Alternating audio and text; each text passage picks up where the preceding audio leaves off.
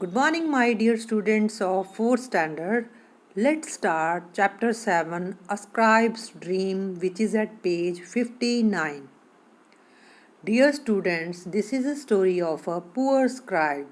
Scribe means a person who copied other people's writing and books. Once there lived a poor scribe with his wife in the city of Agra.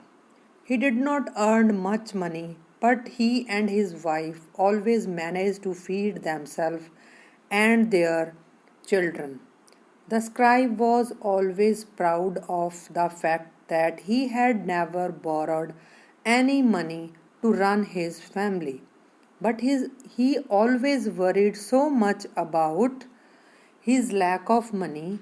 One night he had a dream that he had borrowed 100 gold coins from the money lender. Suddenly he woke up in the fear of thinking, 100 gold coins. I am unable to give back such a large sum. He was in terror about his dream.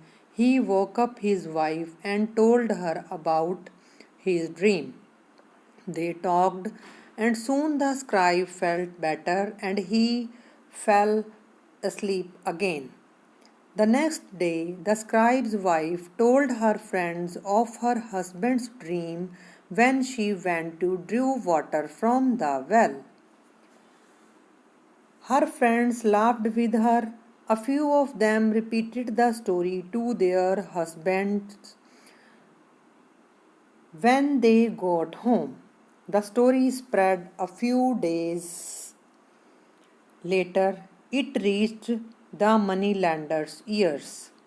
He laughed when he heard the story and became greedy. After that, he got ready and went to the scribe's small house. The moneylender said to the scribe, I have came to remind you the money you borrowed from me. The scribe replied in the panic, the money I took from you? Yes, the moneylender answered firmly, 100 gold coins. Maybe you forgot to give me back. The scribe was in shock. He said, 100 gold coins surprisingly. The scribe's wife cried, but it was only a dream. You cannot ask us to return money that had been borrowed in a dream. The moneylender said, money is money and borrowed money must be returned. I am a good and kind-hearted man and I will not force you to return at once. You can give 1 gold coin in a month with interest and went to home. The scribe started groaning and his wife sat in despair. His wife gave him an idea. We must go to Raja Birbal for help. Only he can save us. The scribe agreed and went to Birbal and told him the whole story. Birbal listened his story of suffering and brought out a gold coin bag and emptied them onto a table. He took 100 gold coins and put the rest away. Then he placed a large mirror then he placed the coins in a large mirror in front of the coins. Then he placed a large mirror in front of the coins.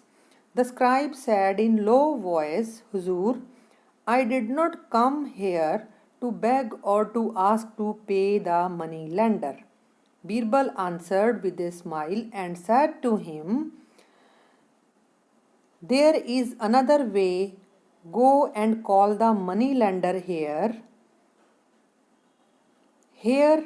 and tell him, take your money. The scribe was in full of doubts. and rushed to moneylender's house with Birbal's message. The moneylender smiled and accompanied the scribe. When he reached at Birbal's house, he saw a pile of gold coins on the table and smiled. The mirror behind the coins made the pile look larger and more shining. Birbal said the scribe, borrowed 100 coins in his dream. You may take all the coins in the mirror. The real coins are mine, and all those in the reflection are yours in return of dream loan. The moneylender came to know he had met someone equal to him or someone better to him. Without spoke a single word, he turned and left. After this, he never tried to cheat anyone else in the city of Agra. Well, students, this is the story of this chapter, The Scribe's Dream. So, students, never try to cheat anyone. Your homework is to read the chapter carefully and we will clear the doubt in our Zoom meeting next week. Thank you. Have a great day.